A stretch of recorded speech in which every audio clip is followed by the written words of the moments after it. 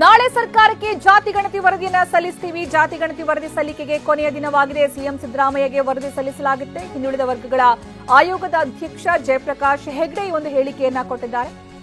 ನಾಳೆ ಸಿಎಂ ಅವರಿಗೆ ಇದು ಸಲ್ಲಿಕೆ ಆಗತ್ತೆ ಅಂತಾನೆ ಅವರೀಗ ಸ್ಪಷ್ಟನೆಯನ್ನ ಕೊಟ್ಟಿರೋದು. ಜಾತಿ ಗಣತಿ ವರದಿಯನ್ನ ಸಲ್ಲಿಕೆ ಮಾಡ್ತೀವಿ ನಾಳೆ ಅಂತ. ಹಾಗಾದ್ರೆ ಈ ಮೂಲಕ ಇಲ್ಲಿ ಜಾತಿ ಗಣತಿ ವರದಿಯನ್ನ ಸಲ್ಲಿಕೆ ಮಾಡೋದಂತೂ ಸ್ಪಷ್ಟ ಆಗಿದೆ. ಇನ್ನು ಇದಕ್ಕೆ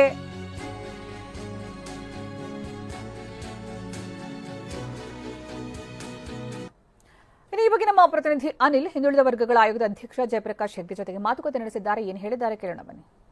ಬಿಹಾರದಲ್ಲಿ ಯಾವಾಗ ಜಾತಿ ಗಣತಿ ವರದಿನ ಸ್ವೀಕಾರ ಮಾಡಲಾಯಿತು ಆ ಒಂದು ಗಳಿಗೆಯಲ್ಲಿ ಕೂಡ ಕರ್ನಾಟಕ ರಾಜ್ಯದಲ್ಲೂ ಕೂಡ ವರದಿನ ಸ್ವೀಕಾರ ಮಾಡಬೇಕು ಅನ್ನೋ ಒತ್ತಡ ಕೂಡ ಕೇಳಿ ಬರ್ತಾ ಇರುವಂತದ್ದು. ಜೊತೆಗೆ ಆದಷ್ಟು ಮುಖ್ಯವಾಗಿ ವಿರೋಧ ಕೂಡ ಕೇಳಿ ಬರ್ತಾ ಇರುವಂತದ್ದು. ಇದೆಲ್ಲದರ ಬೆನ್ನಲ್ಲೇ ನಾಳೆ ಕರ್ನಾಟಕ ರಾಜ್ಯ ಹಿಂದುಳಿದ ವರ್ಗಗಳ ಆಯೋಗ ಸಿದ್ಧಪಡಿಸಿದ ವರದಿಯನ್ನು ಕೂಡ ನಾಳೆ ಸರ್ಕಾರಕ್ಕೆ ಸಲ್ಲಿಕೆ ಮಾಡ್ತಾ ಇರುವಂತದ್ದು. ಈ ಬಗ್ಗೆ ಮಾತಾಡೋಕೆ ಜೊತೆ ಸ್ವತಃ ಆಯೋಗದ ಅಧ್ಯಕ್ಷರಾದಂತಹ ಜಯಪ್ರಕಾಶ್ ಹೆಗಡೆ ಅವರು ಮಾತಾಡ್ತೇನೆ. ಸರ್, ಸಾಕಷ್ಟು ವಿವಾದ ಕೂಡ ಕಾರಣ ಆಗಿತ್ತು. ಈಗ ನಾಳೆ ಅಂತಿಮ ಘಟ್ಟಕ್ಕೆ ತಲುಪುವಂತ ಸಾಧ್ಯತೆ ಇರುವಂತದ್ದು. ನಾಳೆ ಈಗ ವರದಿಯನ್ನು ಕೂಡ ಸಲ್ಲಿಕೆ ಮಾಡೋದಕ್ಕೆ ಹೋಗ್ತಾ ಇರುವಂತದ್ದು. ಪ್ರಸನ್ನ ಡಿಸೋಜ ಹಾಲಣಬೆ ಕೃಷಿ ಮಾಡಿ ವರ್ಷಕ್ಕೆ 3 ಲಕ್ಷ ಗಳಿಸ್ತಿದ್ದಾರೆ. ನೀವು ಕೂಡ ಅವರಿಂದ ಕಲಿಬೇಕಾ? ಅವ್ರ ಜೊತೆ ವಿಡಿಯೋ ಕಾಲ್ ನಲ್ಲಿ ಮಾತಾಡಬೇಕಾ? ಈಗಲೇ ಫ್ರೀಡಮ್ ಆಪ್ ಡೌನ್ಲೋಡ್ ಮಾಡಿ. ಸಮಯ ನಿಗದಿ ಮಾಡಿದಾರ ಏನು ಅಂತ ಸರ್? ನಾಳೆ ಬೆಳಿಗ್ಗೆ ಸಮಯ ಕೊಡ್ತೀವಿ ಅಂತ ಹೇಳಿದರೆ ಅವ್ರ ಸಮಯ ಕೊಟ್ಟಾಗ ನಾವು ಹೋಗಿ ವರದಿಯನ್ನು ಅವರಿಗೆ ಕೊಡ್ತಾ ಇದ್ದೀವಿ. ಯಾಕಂದ್ರೆ ಈಗ ನಾಳೆ ತಮ್ಮ ಅವಧಿ ಕೂಡ ಮುಕ್ತಾಯ ಆಗುತ್ತೆ. ಹೀಗಾಗಿ ನಾಳೆನೇ ತಾವು ಸಲ್ಲಿಸಬೇಕಾಗುವಂತದ್ದು. ಖಂಡಿತ ನಾಳೆ ಸಲ್ಲಿಸ್ತಾ ಇದ್ದೀವಿ. ಅದಕ್ಕೋಸ್ಕರ ಅವರು ಕಚೇರಿಯಿಂದ ನಮಗೆ ಸಮಯ ನಿಗದಿ ಮಾಡಿ ತಿಳಿಸಿದಾಗ ನಾವು ನಾಳೆ ಬೆಳಿಗ್ಗೆ ಹೋಗ್ತೇವೆ. ಎಲ್ಲ ಪ್ರಿಂಟ್ ಆಗಿ ತಯಾರು ಮಾಡಿ ಇಟ್ಕೊಂಡಿದ್ದೇವೆ. ಸರ್, ಈಗ ಪ್ರಮುಖವಾಗಿ ಇದು ಕಾಂತರಾಜ್ ವರದಿನ ಅಥವಾ ತಾವೇನಾದ್ರು ಪರಿಷ್ಕರಣೆ ಮಾಡಿದಿರಾ ಹೇಗೆ ಅಂತ? ಕಾಂತರಾಜ್ ಅವರು ಇದ್ದಾಗ ಏನು ದತ್ತಾಂಶವನ್ನ ಕಲೆಕ್ಟ್ ಮಾಡಿದ್ರು ಅದರ ಆಧಾರದ ಮೇಲೆ ನಮಗೆ ವರದಿಯನ್ನು ಅಧ್ಯಯನ ಮಾಡಿ ವರದಿಯನ್ನು ಕೊಡ್ಲಿಕ್ಕೆ ಹೇಳಿದ್ದಾರೆ. ನಾವು ವರದಿಯನ್ನು ತಯಾರು ಮಾಡಿದ್ವಿ. ಅದನ್ನು ನಾವು ಸರ್ಕಾರಕ್ಕೆ ಕೊಡ್ತಾ ಇದ್ದೀವಿ. As it is same Kantharaj ವರದಿನ ಇರುತ್ತಾ ಅಥವಾ ತಾವೇನೋ ಸ್ವಲ್ಪ ಚೇಂಜಸ್ ಏನಾದ್ರು ಆಗಿದ್ಯಾ ಹೇಗೆ ಅಂತ ನಿರೀಕ್ಷೆ ಮಾಡಬಹುದು? ಹಿಂದುಳಿದ ವರ್ಗಗಳ ಆಯೋಗದ ವರದಿಯಾಗಿರ್ತದೆ. ನೋಡುವ, ನಾಳೆ ಕೊಟ್ಟ ಮೇಲೆ ಸರ್ಕಾರ ಅದನ್ನು ಒಪ್ಪಿ ಪಬ್ಲಿಕ್ ಡೊಮೇನಿಗೆ ಬಂದಾಗ ನಂತರ ಅದರ ಬಗ್ಗೆ ಚರ್ಚೆ. ಯಾಕಂದ್ರೆ ಈ ವಿಷಯ ಇನ್ನೂ ಪಬ್ಲಿಕ್ ಡೊಮೇನಿಗೆ ಬಂದಿಲ್ಲ. ಬಂದಾದ್ಮೇಲೆ ಜನರಿಗೆ ಗೊತ್ತಾಗಿದೆ ಅದರಲ್ಲಿ ಏನಿದೆ ಅಂತ. ಗೊತ್ತಾದ್ಮೇಲೆ ಚರ್ಚೆ ಶುರು ಆದ್ರೆ ಒಳ್ಳೇದಂತ ನನ್ನ ಅಭಿಪ್ರಾಯ. ತಾವು ಗಮನಿಸಿರೋದು ಬಿಹಾರದಲ್ಲಿ ಯಾವಾಗ ಅಲ್ಲಿ ಆಯ್ತು ಡೆವಲಪ್ಮೆಂಟ್, ಅದಾದ್ಮೇಲೆ ಇಲ್ಲೂ ಕೂಡ ಒತ್ತಡ ಜಾಸ್ತಿ ಆಗ್ತದೆ, ವಿರೋಧ ಕೂಡ ಕೇಳಿ ಬರ್ತಾನೆ ಇತ್ತು. ಒಂದು ಸಣ್ಣ ಪುಟ್ಟ ಜಾತಿಗಳನ್ನ ಪರಿಗಣನೆ ತೆಗೆದುಕೊಂಡಿಲ್ಲ ಅನ್ನೋ ಒಂದು ಆರೋಪ. ಸರ್ವೆಯಲ್ಲಿ ಎಲ್ಲ ಪ್ರತಿಯೊಂದು ಜಾತಿ ಈ ಹಿಂದೆ ಪಟ್ಟಿಯಲ್ಲಿ ಇದ್ದಂಥದ್ದು ಇಲ್ಲದೆ ಇದ್ದಂಥದ್ದು ಎಲ್ಲ ಜಾತಿಗಳದ್ದು ಜನಸಂಖ್ಯೆ, ಅವರ ಜಾತಿ ಜನಸಂಖ್ಯೆ ಎಲ್ಲ ಬಂದಿದೆ. ಅದೇ ಯಾವುದು ಬಿಟ್ಟು ಹೋಗಿಲ್ಲ ಈ ಸಲ. ಒಂದು ಜಾತಿಯ ಒಂದು ಸಮುದಾಯ ಎಲ್ಲ ವಿರೋಧ ಮಾಡ್ತಾ ಇದ್ದು. ಸದ್ಯಕ್ಕೆ ಯಾವುದೇ ಕಾರಣಕ್ಕೂ ಇದನ್ನ ಸ್ವೀಕಾರ ಮಾಡುವ ಸರ್ಕಾರ ಕೂಡ ಒಂದ್ ರೀತಿ ಒತ್ತಡ ಆಗ್ತಾ ಇದ್ರು. ಬೇಡ, ಹೊಸದಾಗಿ ಕೂಡ ಒಂದು ಸಮಿತಿಯನ್ನ ಮಾಡಿ ಅದನಂತರ ವರದಿನ ಸ್ವೀಕಾರ ಮಾಡಿ ಅಂತ. ನಾನು ಹೇಳ್ತಾ ಇರೋದು ಅದು ವರದಿಯಲ್ಲಿ ಏನಿದೆ ಅಂತ ಯಾರಿಗೂ ಗೊತ್ತಿಲ್ಲಲ್ಲ. ಇನ್ನು ಗೊತ್ತಾದ್ಮೇಲೆ ಚರ್ಚೆ ಮಾಡೋದು ಒಳ್ಳೇದು ಅಂತ ನನ್ನ ಅಭಿಪ್ರಾಯ. ಸರ್, ಅಂದ್ರೆ ಈಗ ಪ್ರಮುಖವಾಗಿ ತಮ್ಮ ಅವಧಿಯನ್ನು ಮತ್ತೆ ವಿಸ್ತರಣೆ ಸಾಧ್ಯತೆ ಏನೋ ಇದೆಯಾ? ಯಾಕಂದ್ರೆ ಇನ್ನು ಅಧಿವೇಶನ ಕೂಡ ನಡೀತಾ ಇದೆ. ನಾಳೆನೂ ಅಧಿವೇಶನ ಇದೆ. ಸೊ ಅದು ಸ್ವೀಕಾರ ಮಾಡೋಕೆ ಬರುತ್ತಾ ಹೇಗೆ? ಅಥವಾ ಅಧಿವೇಶನ ಆದ ನಂತರ ಏನಾದ್ರು ನಾಳೆ ಕೊಡಬಹುದಾ? ನಾಳೆ ಸಂಜೆ ನಂತರ ಏನಾದ್ರು ಅಂತ ಆತರ? ನಾಳೆ ಸಂಜೆ ಒಳಗೆ ಎಷ್ಟೊತ್ತಿಗೂ ಅವ್ರು ಸ್ವೀಕಾರ ಮಾಡಬಹುದು ಸರ್ಕಾರ.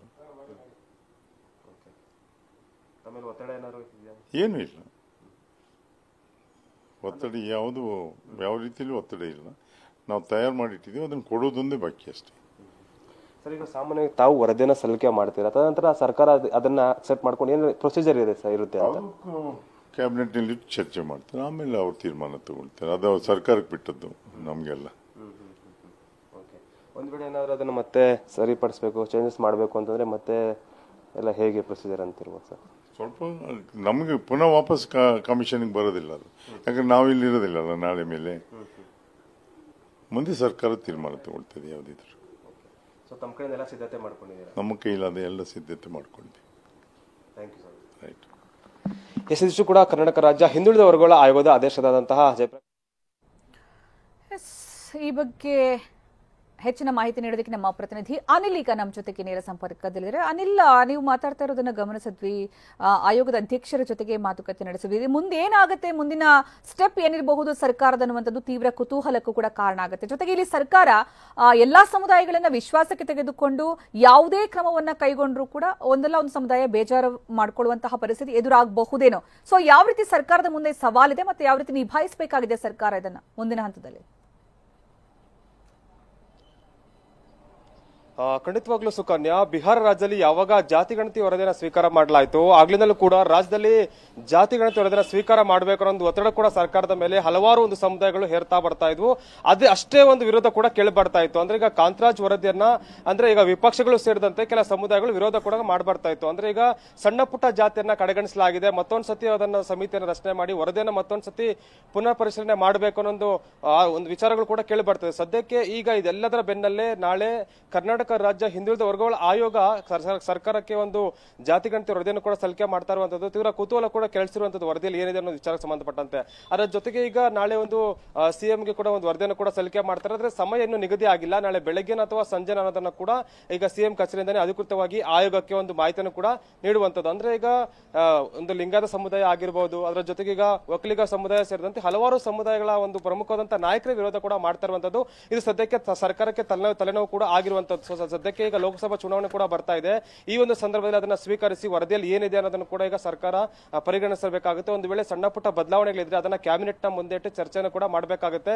ವರದಿಯನ್ನ ಯಾವ ರೀತಿ ನಾವು ಸ್ವೀಕಾರ ಮಾಡಬೇಕು ಏನೋ ಬಗ್ಗೆ ಸರ್ಕಾರ ಕೂಡ ಸಾಕಷ್ಟು ತಲೆ ಕೆಡಿಸಿಕೊಂಡಿದೆ. ಈಗ ಅಂತಿಮವಾಗಿ ಈಗ ನಾಳೆ ಮುಹೂರ್ತ ಕೂಡ ಫಿಕ್ಸ್ ಆಗಿರುವಂತದ್ದು. ಅದಕ್ಕೂ ಮುಂಚೆ ಅಂದ್ರೆ ಈಗ ಜಯಪ್ರಕಾಶ್ ಹೆಗಡೆ ಅವರ ಅವಧಿ ಕೂಡ ನಾಳೆಗೆ ಮುಕ್ತಾಯ ಆಗ್ತಾ ಇರುವಂತದ್ದು. ಅಂದ್ರೆ ಈಗ ವರದಿಯಲ್ಲಿ ಸಣ್ಣ ಪುಟ್ಟ ಚೇಂಜಸ್ ಇದ್ದಂತಹ ಕಾರಣದಿಂದಾಗಿ ಅಂದ್ರೆ ಈಗ ಕಳೆದ ಒಂದು 2-3 ಬಾರಿ ಕೂಡ ಒಂದು ಆಯೋಗದ ಅಧ್ಯಕ್ಷರ ಒಂದು ಅವಧಿಯು ಕೂಡ ವಿಸ್ತರಣೆ ಆಗ್ತಾ ಬರ್ತಾ ಇತ್ತು. ಈಗ ನಾಳೆ ಅದಕ್ಕೆ ಒಂದು ತಾರ್ಕಿಕ ಅಂತ್ಯ ಸಿಗುವಂತಹ ಸಾಧ್ಯತೆ ಕೂಡ ಇರುವಂತದ್ದು. ಈಗಾಗಲೇ ನೆರೆಹೊರೆಯ ರಾಜ್ಯಗಳಲ್ಲೂ ಕೂಡ ಜಾತಿ ಗಣತಿಯ ವರದಿಯನ್ನು ಕೂಡ ಈಗ ಸ್ವೀಕಾರ ಮಾಡಲಾಗಿರುವಂತದ್ದು. ಈ ಬೆನ್ನಲ್ಲೇ ಕೂಡ ರಾಜ್ಯದಲ್ಲೂ ಕೂಡ ಒಂದು ಕೂ ಕೂಡ ಕೇಳಿ ಬರ್ತಾ ಇತ್ತು. ಹೀಗಾಗಿ ರಾಜ್ಯ ಸರ್ಕಾರಕ್ಕೆ ಕೂಡ ದೊಡ್ಡ ಒಂದು ಸವಾಲು ಕೂಡ ಆಗಿರುವಂತದ್ದು. ವರದಿಯ ಸ್ವೀಕಾರ ಆದ ನಂತರ ಹೇಗೆ ನಿಭಾಯಿಸಬೇಕು ಅಂತ, ಯಾಕಂದ್ರೆ ಹಲವಾರು ಸಮುದಾಯಗಳು ಕೂಡ ವಿರೋಧ ಕೂಡ ವ್ಯಕ್ತಪಡ್ತಾ ಇರೋ ಜೊತೆಗೆ ಕೆಲವೊಂದು ಸಮುದಾಯದ ಕೂಡ ಸ್ವೀಕಾರ ಮಾಡಲೇಬೇಕು ಅನ್ನೋ ಒಂದು ಕೂ ಕೂಡ ಕೇಳಿ ಬರ್ತಾ ಇತ್ತು. ಇದೆಲ್ಲದರ ನಡುವೆ ಕೂಡ ನಾಳೆ ವಿವಾದದ ಬೆನ್ನಲ್ಲೂ ಕೂಡ ಸರ್ಕಾರ ಈಗ ವರದಿಯನ್ನು ಕೂಡ ಸ್ವೀಕಾರ ಮಾಡ್ತಾ ಇರುವಂತದ್ದು. ಜೊತೆಗೆ ಈಗ ಕ್ಯಾಬಿನೆಟ್ ನಲ್ಲಿ ಈಗ ಒಂದು ವರದಿಯನ್ನ ಇಟ್ಟು ಯಾವ ರೀತಿ ಇದನ್ನ ಒಂದು ಸ್ವೀಕಾರ ಮಾಡಬೇಕು, ಯಾವ ರೀತಿ ಜಾರಿ ಮಾಡಬೇಕು ಅನ್ನೋದು ಕೂಡ ಸರ್ಕಾರ ಯಾವ ನಿರ್ಧಾರ ತೆಗೆದುಕೊಳ್ಳುತ್ತೆ ಅಂತ ಕೂಡ ಕಾದ್ ನೋಡ್ಬೇಕಾಗಿರುವಂತದ್ದು. ಅಂದ್ರೆ ಈಗ ಮುಂದಿನ ಸಾಧ್ಯತೆಗಳ ಬಗ್ಗೆ ಗಮನಿಸೋದಾದ್ರೆ ಯಾವ ರೀತಿ ವಿರೋಧ ವ್ಯಕ್ತವಾದ್ರೆ ಯಾರ್ಯಾರಿಂದ ವಿರೋಧ ವ್ಯಕ್ತವಾಗಬಹುದು, ಅಥವಾ ಒಂದು ವೇಳೆ ಇದನ್ನ ಸರ್ಕಾರ ಅತ್ಯಂತ ಜಾಣತನದಿಂದ ಜಾರಿ ಮಾಡುವಂತಹ ಸಂದರ್ಭ ಬಂದ್ರೆ ಯಾವ ರೀತಿ ನಿಭಾಯಿಸಬೇಕಾಗಬಹುದು ಸರ್ಕಾರ? ಈಗ ಇನ್ನುಳಿದ ವಿಚಾರಗಳನ್ನ ಗಮನಿಸಿಕೊಂಡು ಎಲ್ಲಾ ಅಂಶಗಳನ್ನ ಗಣನೆಗೆ ತೆಗೆದುಕೊಂಡು ನೋಡೋದಾದ್ರೆ